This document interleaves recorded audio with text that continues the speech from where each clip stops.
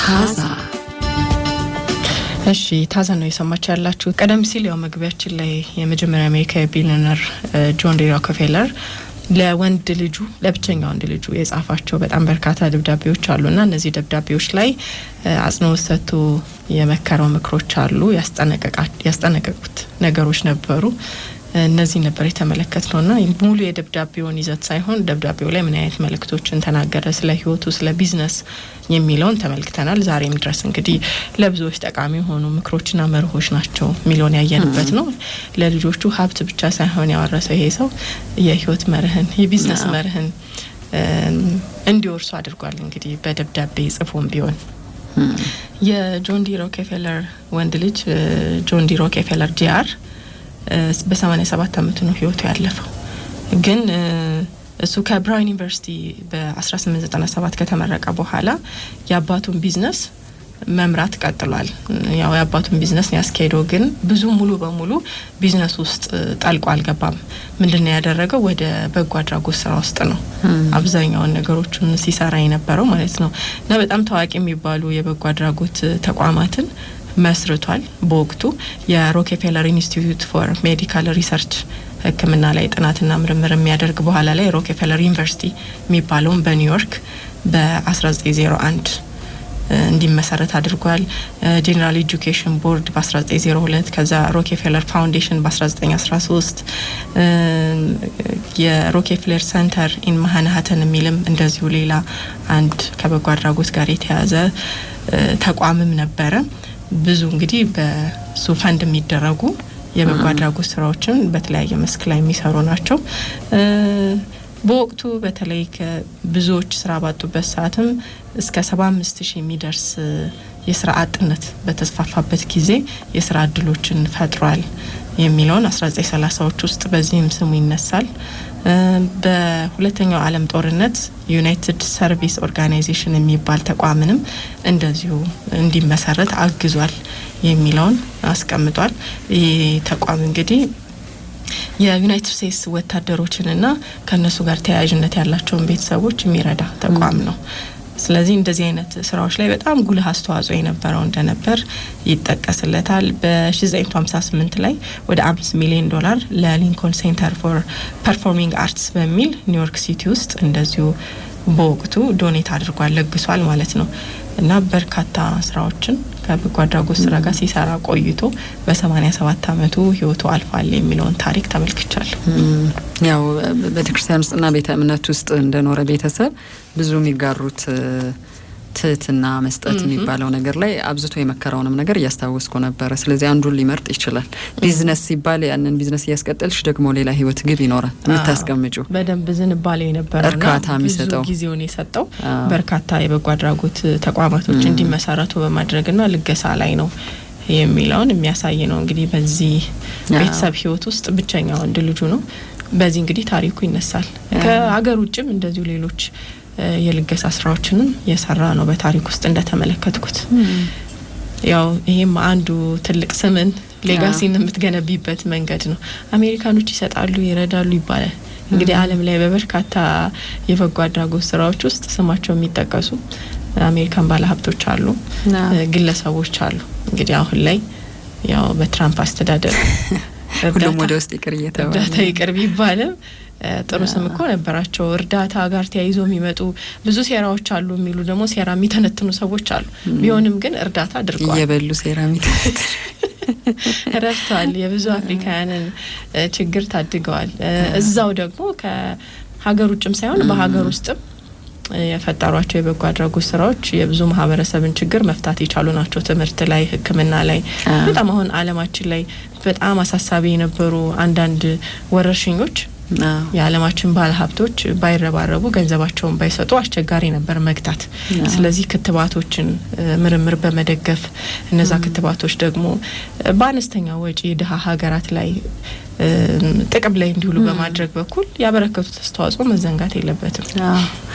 እጅ አጣጥፎ ቁጭ ብሎ እንደመለመን አይነት ጥገኝነት ነው እንጂ ኃጢአት የምንለው ወደፊትም ለትውልዱ ባንወርሰው ደስ የሚለው ዞሮ ከመደጋገፍ ያለፈ ዓለም አይኖርም። አንዱ አንዱን እየደገፈ ነው የሚኖረው። እነሱም እኮ ድጋፍ ይጠይቃሉ በአንዳንድ ጉዳዮች ድንገተኛ ቀውሶች ሲያጋጥሙ ዓለም ላይ የሰጠሽውን ነገር መቀበልሽ አይቀርም። ደግሞ እነሱ በሰጡት ድጋፍ ዓለም ላይ ምን ለውጥ መጣ የሚለውንም በተግባር እንቁጠር ብንል እናውቃለን።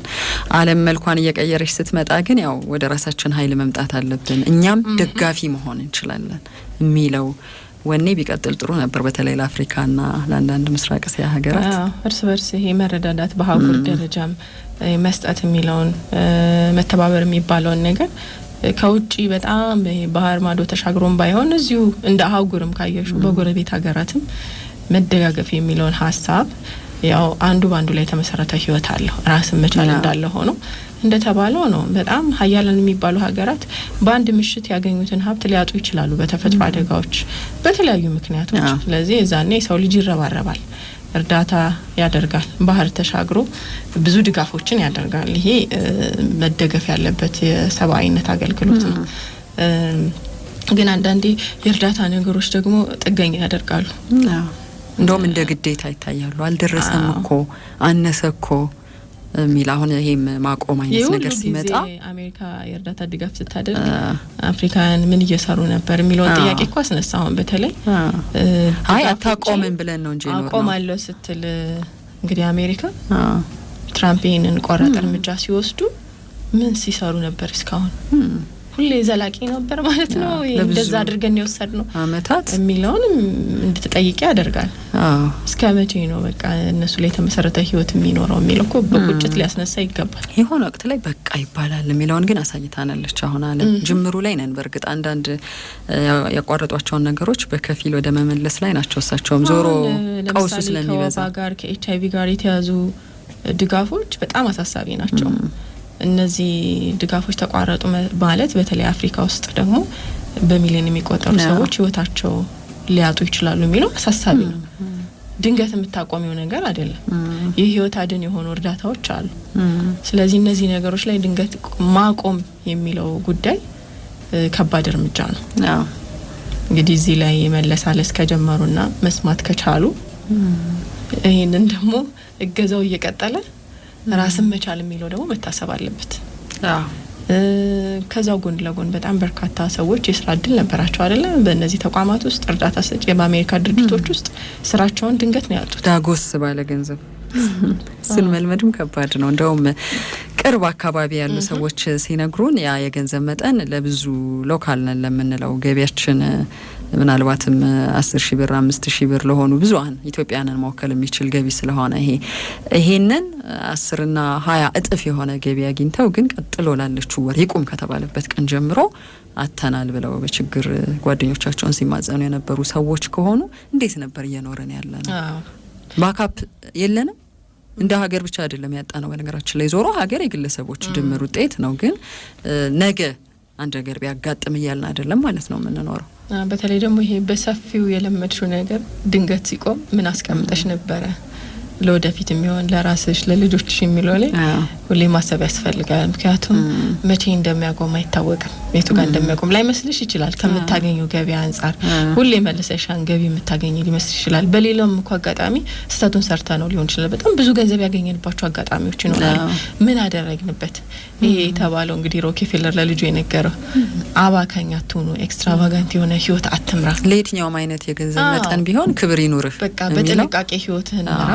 ገንዘብህን መልሰህ ሪኢንቨስት አድርግ፣ መልሰህ ገንዘብ በሚያመጣልህ ነገር ላይ አውለው የሚለውን ምክር ተናግሯል። ይሄ ቀላል ምክር አይደለም። ምክንያቱም ድንገት ልናጣው የምንችልበት አጋጣሚ ይኖራል። የሰበሰብነውን ገንዘብ ዝም ብለን ይሄ ትራቭል የምናደርግበት ከሆነ ውድ ጌጣጌጦችን፣ አልባሳትን ለመግዛት፣ ለመብላት፣ ለመጠጣት ብቻ የምታዩ ከሆነ እና ገቢ ደግሞ ድንገት ቢቋረጥ ሞደቂያ የለሽም። በሰፊው ከለመድሽ በኋላ ግን ምን ላይ ኢንቨስት እያደረግሽ ቆየሽ? መልሶ ምንም ነገር ቢቆም ቢቋረጥ ስጋት ውስጥ በማይከትሽ ነገር ላይ ምን ያክል ተጠቅመሽ ትምህርት ይሰጣል። ሰጪዎች አልሰጥም የማለት ግዴታና አቋም ያላቸው አይመስለንም። ግዴታዋ ነው መስጠትማ መርዳትማ ነው የምንለው። በግለሰብ ደረጃ እንኳን ይሄ ከቤተሰብ ለምሳሌ ሻል ያለ ኢኮኖሚ ያለው ቢኖር ግዴታ ነው እንላለን። ግዴታ ሳይሆን የህሊና ጥያቄ ነው ሰዎችን የሚያስገድደው።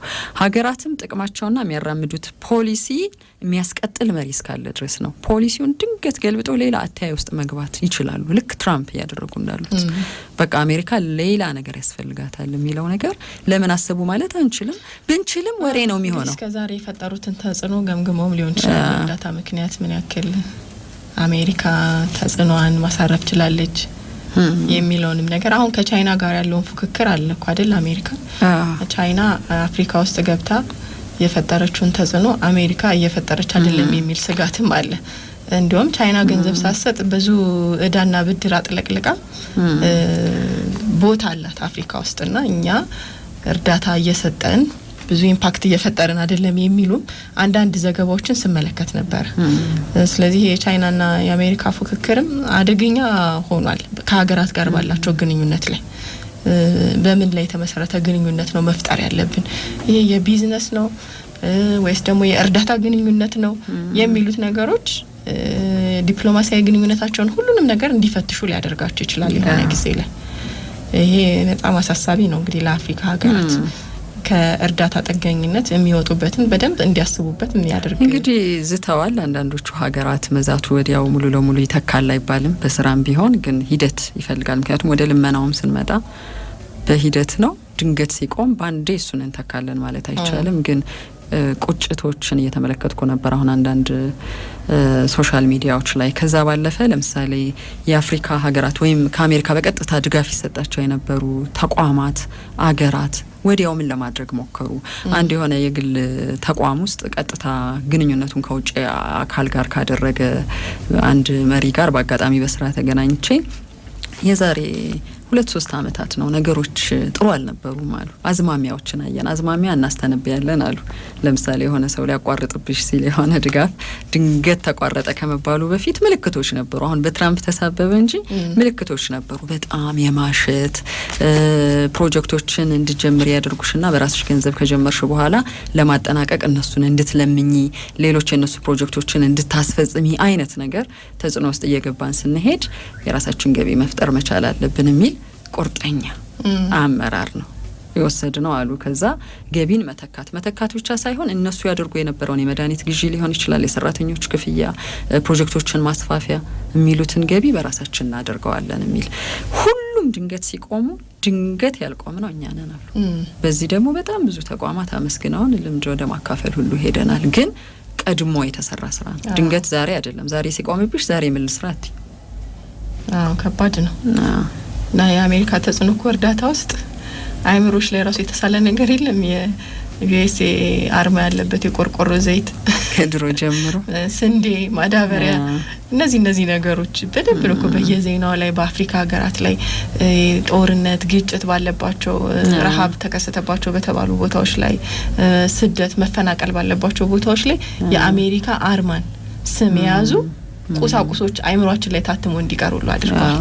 ስለዚህ አሜሪካ ሰጪ ናት። በትውልዱ አይምሮ ላይ ራሱ የተሰራውን ነገር አሜሪካ በቃ ለጋሽ ናት። እነሱ ላይ የተመሰረተ ህይወት አለን የሚለውን ነገር እንድታስቢ የሚያደርግ ነገር ነበር እስካሁን ድረስ። በቃ ይሄ ዩኤስኤድ የሚሉት ምስሎች የብዙዎች አይምሮ ውስጥ የአፍሪካን አይምሮ ውስጥ ታትሞ ቀርተዋል ብዬ ነው ማስበው። ይሄ ቀላል ተጽዕኖ አይደለም እና ከእርዳታ ገብቻ መታሰብ የለባትም አሜሪካ። ቀድሞ መታሰብ የሚለው በጣም ወሳኝና አስፈላጊ ጉዳይ ነው። እሺ ታዛ ነው እየሰማችሁ ያላችሁ።